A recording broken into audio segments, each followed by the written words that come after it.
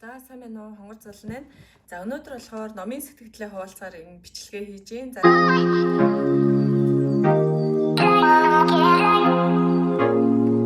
тэгээ сүүлийн үед бол ерөөсөө номын сэтгэлдээ хуваалцсан бичлэгүүд оруулахгүй байгаад байсан. Гэхдээ миний YouTube-ийн үзэлтэнд маань өмнөх хийжсэн подкастууд маань үзэлцээтэй. Дээрээс нь араас нь номын сэтгэлдээ хуваалцсан бичлэгүүд нэлээд өндөр үзэлттэй юм лээ. Тэм учраас ер нь ном унш дуусчаад урднах шиг бичлэг хийгээд оруулаад байвал яа гэм бэ гэж бодсон. Тэгээ хоёрдугаарт бол миний ингээ бичлэгүүд болохоор бусад YouTube хуудасуудаас жоохон ялгаатай нэг юм шууд ингээ мэдрэмжээрээ хуваалцдаг. Ингээд нарийн ширийн юм бичиж тэмдэглэж аваад ч гэдэг юм уу. Яг хөө дэвтэр дээр бол бичсэн байгаа. Гэхдээ тэрийг нөгөө нэг ном дээр байсан зүйлийг шууд бичсэн учраас ингээд шууд тайтаа уншиж өгч болохгүй байх гэж бодож байна л да. Ном одоо нэг зохиогч ирэх мэрхэ яригдэн штэ. Тийм учраас яг энэ номыг уншиж дуусаад ямар мэдрэмж төрсөн тэр яг ингээд мэдрэмж нь халуун байгаа дээр нь хуваалцдаг байхгүй юу. Тэгвэл илүү бас гоё юм болов уу гэж бодоод за миний хувьд болохоор энэ номтой анх яаж танилцсан бэ гэхээр энэ ном бол гараад аюу худаж байгаа. Гэхдээ би яг унших тийм одоо юу хин нэг сэтэл төрөхгүй байсан. Ягаад тэгэхээр ерөнхийдөө энэ номны сэтгэлийг ингээд харангууд хоёр төрлийн одоо үзэл бодол байр суурьтайс ахгүй хүмүүс нэг нь болохоор айгуу гоё мотивашн өгч гин хүнд ингээд ирч хүч өгч гин гэдэг ч юм уу те хувийн хөгжлийн талаар гоё ном байна энэ төр гэх мэтлэн тэнгууд нөгөө тал нь болохоор зүгээр интернетээр байдаг мэдээллийг нийлүүлээд тавьсан гэдэг ч юм уу энэ зохиогч юм энэ уулын зохиогчтой ном байгаа штэ тиймэрхүү сөрөг сэтгэлүүд байгаадсан болохоор за угаасаа өмнө нь уншиж исэн хувийн хөгжлийн номтой төстэй байхаа гэж бодоод ерөөсөө юм уншаагүй тэгсэн чинь манай нөхөр Монгол яваад ирэхдээ надаа энэ номыг авчирсан байхгүй нэг 3 ном авчирсан нэг нь энэсэн тэгээд уншихгүй явсараад одоо баг 8-9 сарын дараа яг өчигдөр нээж уншаад тэгэнгүүтээ уншаад дуусгачихсан угаасаа айгу хурдан дуусгаар юм байлээ за тийм ээ ямарсан танилцсан түүхэн ол юм байгаа шүү заяа тэгээд яг яагаад номоо хойш тавьсан шалтгаан маань ч бас тэр байлаа за одооноос болохоор яг ном уншиж эхлээд төрсэн сэтгэлдүүдээ шууд хуваалцаад явчих. Уг нь бол аюу гой өгүүлбэрүүд дундуур нь явж исэн би тэрийг хуваалцмаар байгаа боловч зохиогч ирэх гэдэг үднээс болохгүй байхаа гэж бодож байна. За энэ ном маань болохоор юм дөрвөн бүлэгтэй. Дөрвөн бүлэгтэй буюу ерөнхий гол агуулга нь та нарын ингээ гадралж байгаачлан номын нүүрэн дээр байгаачлан еврейчүүдийн амжилт сэтгэл зүй зуршил хүмүүжлийн гайхамшигт нууцаас суралцъя гэдэг юм цойлогсод гэдэг. За энэ номыг уншиж эхлэхэд ерөнхийдөө еврей хүмүүсийн амжилтын талаар байх юм байна, сэтгэл зүйн талаар байх юм байна, зуршил хүмүүжлийн талаар байх юм байна гэж бодоод эхлүүлсэн.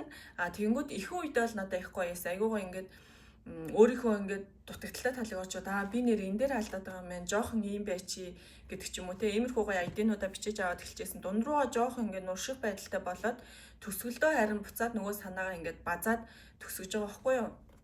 Тэгэхээр ер нь хувийн хөгжлийн ном ингээд ойрд уншаагүй хүмүүс ч юм уу эсвэл огт ерөөсөө уншдаггүй байсан хүмүүс байх юм бол энэ номыг аваад уншсан байхад гэмгүй гэж бодсон.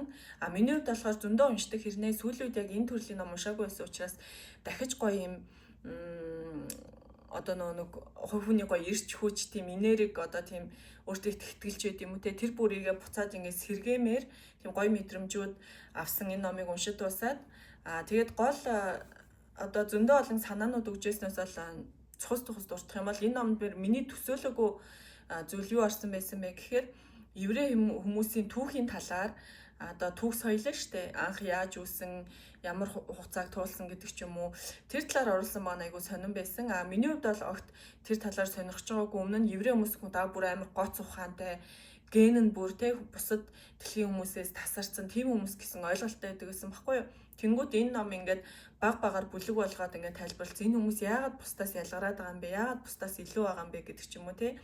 Тэнгүүд одоо жишээ татах юм бол штэ. Одоо манай энэ Facebook-ийг үндэслэгч Марк Зукерберг байна. За Билл Гейтс байна. За Дэлийг үүсгэн байгуулагч хүн байна гэх мэт энэ хүмүүс дандаа юм еврей гаралтай еврей хүмүүс байсан байгаа байхгүй юу? Тэгээд яагаад ийм амар дэлхийн том компаниуд дэлхийн ийм шилдэг санаанд гаргасан хүмүүс еврей хүмүүс байгаад байна гэсэн чинь энэ номон дээр гаргаснаар бол генэндээ биш хамгийн гол нь тэд нар маань зөв дадал зуршлыг багаасаа багаар хэрэгжүүлсээр ирсэн гэдгсэн байгаа байхгүй юу. Тэнгүүд би нөгөө нэг юуг уншиж ирсэн юм. Хэний өдрийн тэмдэглэлээ. За энэ дээр оруулж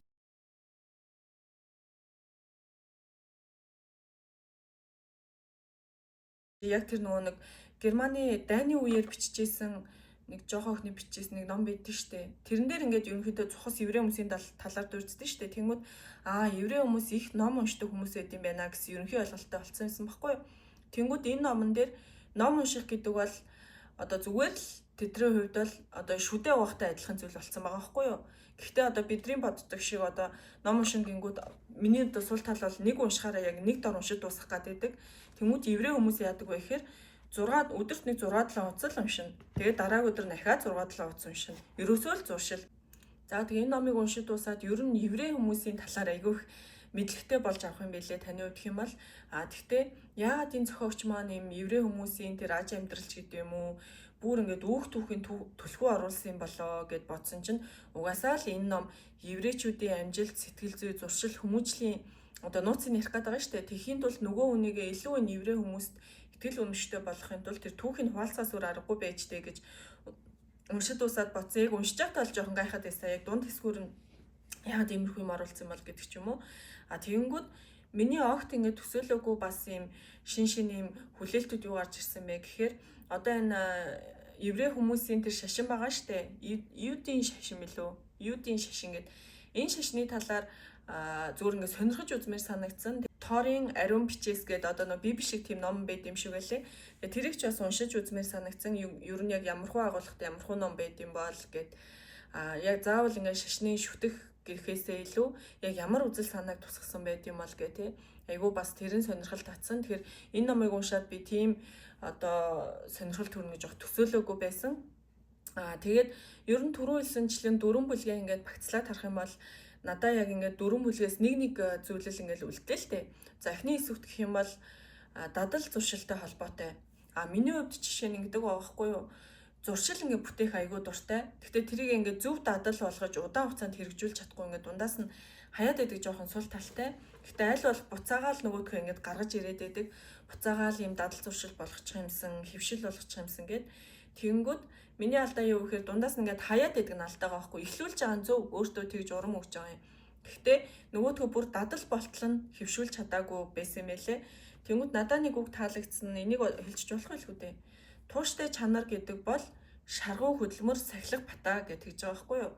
Тэнгүүд над дээр шаргуу хөдөлмөр нь бол байгаад байгаа. Би ялуу зүйл хийхдээ юм шаргуу байж чаддаг те ингээл амар одоо юу гэдэг юм өөрийгөө ингээд зориулаа те тэрэндээ цаг хугацаагаа гаргаад зориулж чаддаг хэрнээ сахилга батн дээр алдаад идэв юм шиг байгаа байхгүй юу.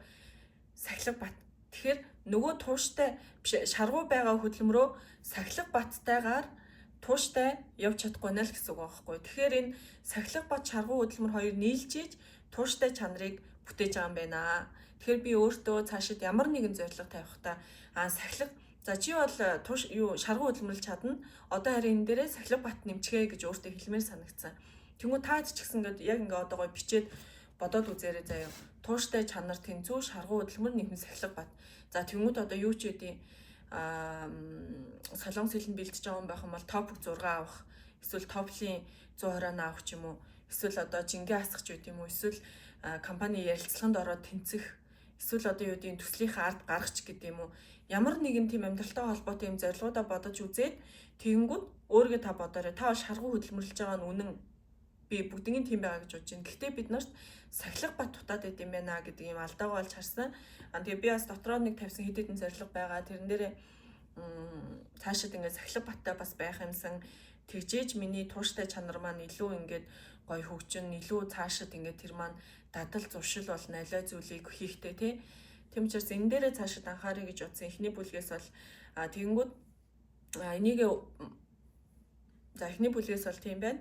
За хоёрдугаар хэсэг дээр болохоор нь ихэвчлэн хүүхэд хүмүүжлийн талаар байсан. Хүүхэдтэй хүмүүс бол уншихад бас гэмгүй байх. Нэрээ тэгдэг шүү. Би энэ дээр алддаг шүү. Цаашаа тийм байх ёстой шүү гэсэн тийм бодлоо төрөх байх гэж бодож байна. Ер нь эндээс хоёр дахь бүлгээс хамгийн том авсан зүйл бол аль болох хүүхдээ бие даасан байх юмсан гэж утсан. Мэдээж л эцэг эхчүүд хин л одоо хүүхдээ одоо буруу хүмүүжүүлчихье. Хүүхдээ ингэчвэ гэж бодох үед аль болох сайн сайхныг л бодно. Гэхдээ магадгүй урдуур нь орж хийгээд байх вэ гэсэн тийм бодол орж ирсэн номыг уншаад тийм болохоор бие даасан хүүхэд болгохын тулд аль болох өөрөөр нь бүх зүйлсийг ингээ хийлгээд аль болох өөрөө ингээд бие дааж шийдвэр гаргах гэдэг юм уу. Тэрэн дээрээ цаашид би бас анхаарах гэж бодсон. Гэхдээ магадгүй дахиад алдах юм бол номоо нэг эргүүлж харна да тий. Ер нь тэгээд нэг уншаад өнгөрөх гэдэг чинь шууд хэрэгжин гэхэд айгүй хэцүү шттэ. Тийм болохоор ямар ч гэсэн ингэж ярьж үлдээгээ цаашдаа ч гэсэн өөрөө хичээе гэж бодож байна. За 3 дахь нь болохоор 3 дахь бүлгээс хамгийн ингээд ойр үлдсэн зүйл юу вэ гэхээр боломжгүй сүрсэн еврейчүүд гэдэг үг маш их таалагдсан. Тэнгүүд еврей хүмүүсээ боломжгүй гэдэг үгийг огт хэлдэггүй байна л да. Аль болох оролдож үзнэ. Боломжгүй зүйлийг боломжтой болтол нь оролдож үзнэ гэдэг ч юм уу тий. Энэ санаа надад их таалагдсан. Бид нарт одоо юу гэдэг ямар нэг юм хийж бүтээх юм за энэ ч хэцүү дээ, энэ ч боломжгүй дээ гэж бодонгод тэгвэл арай өөр аргаар яаж хийж болохоор ингээд шууд тэр зүйлтэйгээ нүр тулж байгаа байхгүй юу? Зайлсхийхээс илүү. Тэгэхээр ямар нэгэн зүйл дээр хэрэг боломжгүй харагдах юм бол зайлсхийхээс илүү нүр тулж үзээд үнэхээр хийж үзээд болохгүй бол нэг өөр хэрэг те алдчихжээ л гэсэн үг шүү дээ. Тэгээд энэ санаа л надад их таалагдсан. За сүүлийн бүлэг дээр бол санаа нийлэх зүйл маш их байсан. Боловсрал бол хүүхдэд маш чухал гэдэг энэ еврей хүмүүс цагаачилж өөр ингээд за тэгээд 4-р бүлэг дээр бол миний санал нийлэх зүйл маш олон байсан. За боловсрал маш чухал гэж хэлсэн. Мөнгө олон мөнгөтэй байна гэдэг бол муу зүйл биш ээ тий. Мөнгийг ингээд бий болгож чаддаг хүн бол муу хүн биш ээ гэдэг ч юм уу. За тэнгүүд бас монголчуудыг ингээл тэгдэж шít хоёр монгол уулзал хэрэлддэг, маргалцдаг гээл те. Тэнгүүд энэ дээр гаргаж байгаа сан хоёр еврей уулзах юм бол гурван санаа гарна гэдэг ч юм уу. Ингээд нэг нэгнээ маш их дэмждэг, нэг нэгнтэйгээ маш сайн ярилцаж чаддаг. Тийм одоо айгуугай хамт олонлог хүмүүс гэдэг талаас нь гаргасан байлээ. За тэгээ хамгийн сүүлийн хэсэгт бол алдааг шүтэх гэж хэлж байгаа байхгүй. Тэнгүүд ямар ч амжилт гаргасан алдаа гаргах нь тодорхой. Тэнгүүд одоо энэ ном дээр жишээ дурдсан байлээ. Солонгос хүмүүс чинь ерөнхийдөө алдаа гаргах их дургу. Одоо Япон хүмүүс ч гэсэн магадгүй тийм ээж магадгүй. Алдах их дургу байн зүв байх хэрэгтэй юм шиг гээд монголчууд ч гэсэн баг зэрэг нэг тиймэрхүү талдаа штэ. Тэгэхээр еврей хүмүүс яадаг вэ гэхээр алдаа байх нь угаасаа тодорхой. Би одоо тэр нөгөө юу шиг ямар нэгэн зүйл хийж бүтээх гэж байгаа бол алдаа гаргах нь тодорхой. Алдаа гаргах тийм боломжийг өөрсөдөө өгч чаддаг тийм хүмүүс гэж гаргасан байгаа байхгүй юу? Цусааг үсэн шүү дээ. За тэгээ энэ номыг ер нь уншаад дуусахад бол нэг ийм бодол төрсөн. Дадлын хүч гээл ном байдаг. Ер нь өөр дадал зуршин талаар маш их номнууд байдаг шүү дээ. Тэгэхээр ер нь буцаад мартагдсан байсан нөгөө дадал, зөв дадал, хөвшлээ ингээд буцаад хэрэгжүүлмээр санагдсан. Тэгээд түрүүнд үрсэн сахилга баттай байх хэрэгтэй юм байна. Тэгээд тэрэн дээрээ өөрөө баг зэрэг хичээгээд өчгөд тэр чинь тууштай чанар болж үлдээд нэгсэндээ дадал ингээд болж үсэх юм байна гэсэн тийм ойлголтуудыг өөртөө олж авсан. Тэгээд хүүхэд хүмүүжүүлэх дээр ч гэсэн ер нь багаас нь маш зөв хүмүүжүүлэх гэртээ ингээд багаар ингээд номтой ойр байлгаж өөрөөр нь ингээд уншуулж аливаа зүйлийг өөрөөр нь бие даалгаж өөрөөр нь сэтгүүлж хэлэх нь айгүй зөв юм байна гэж бодсон. Янз янзын хувийн хөгжлийн номнууд ч юм уу одоо энэ номыг ч юм уу ингээд уншаад үзэхнээ хүн ер нь аливаа зүйл ингээд байнга давтагддаг. Ялангуяа би ингээд багаасаа өөрийн гэсэн брэндтэй болно гэж их боддог байсан байхгүй юу? Тэгэнгүүт хүүхдийн брэндтэй болно гэл те хүүхдийн брэнд ба ийм болно гэл сая Монгол тавьчаад ирэхдээ тэр дэвтрээ харсан. Тэгээ юу бичижсэн мэн ингээд айгүй хөөрхөн. Тэгэнгүүт бүр ингээд бусдаас тис өөр онцгой байх хэрэгтэй гэдэг талаар л айгүй их боддог байсан байхгүй юу? Яавал би ингээд бусдын огт хийгээгүй хийх үү?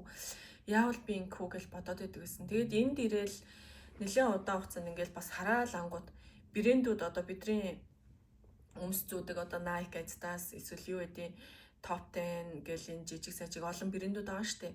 Эдгээр ерөөсөө намрын коллекц, цаврын коллекцнүүд ч юм уу дандаа ингээ гарахаараа айгүй ижил төстэй гарна.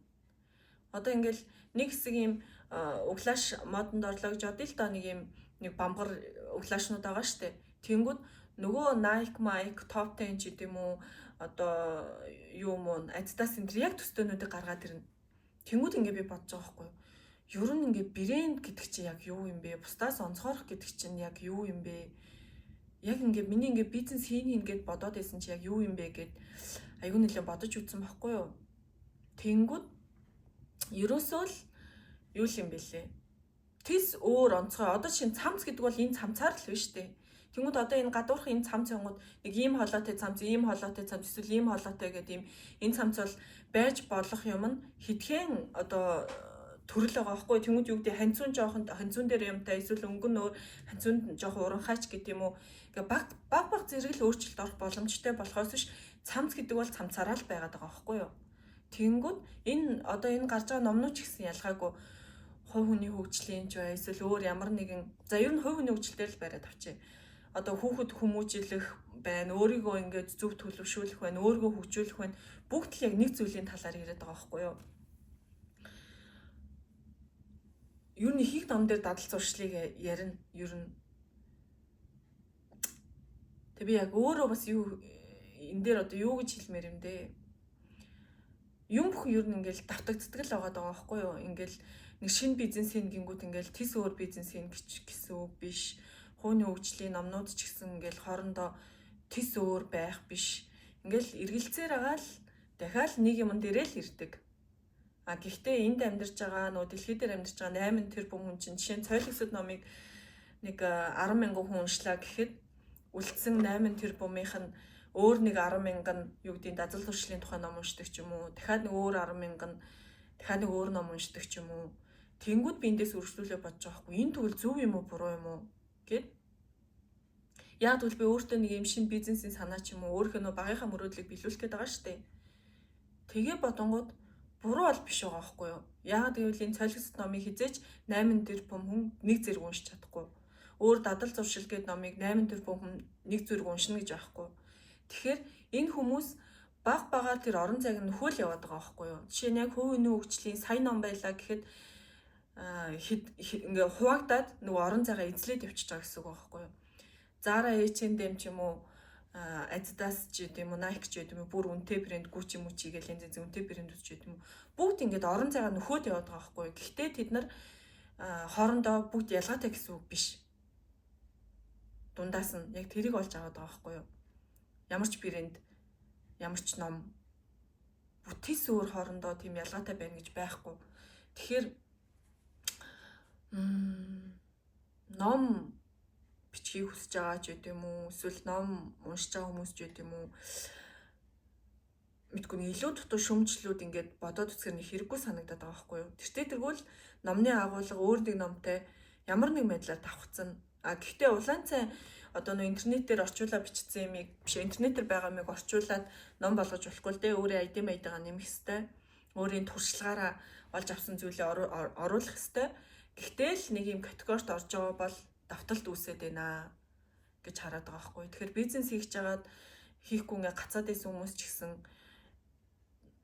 давтагднаа. Цамц хийж байгаа бол бүх цамцнууд өнгөн жоохон өөр болол нэг жоохон оёос оруулаад ч юм уу эсвэл нэг жоохон зүс чаяал дахиад нэг юм цамцны шинэ брэндийг гаргаж болохоор л байгаа байхгүй юу. Тэр юм гэдэг сонирн байгаа зүйл ер нь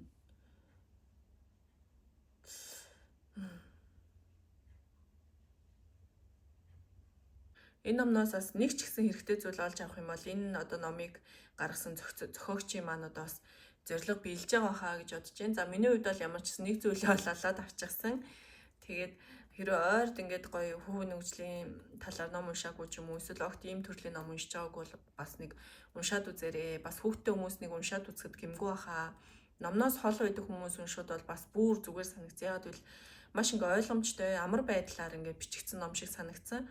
Тийм болохоор уншаад үзээрэй гэж хэлмээр байна. За энэ хүргээд энэ бичлэгээ дуусгая. Тэгээ дараагийн бичлэгээрээ та хэдтэйгээ уулзцгаая. Санал сэтгэлээ хамгийн гол нь хуваалцаарай. Энэ номыг уншсан байвал яг цаашид энэ номноос хэрэгтэй зүйл авч хэрэгжүүлсэн үү, яасан бэ гэдгээс хуваалцаарай гэж хэлмээр байна. Тэгээ энэ хүртэл сонсон та нартай маш их баярлалаа.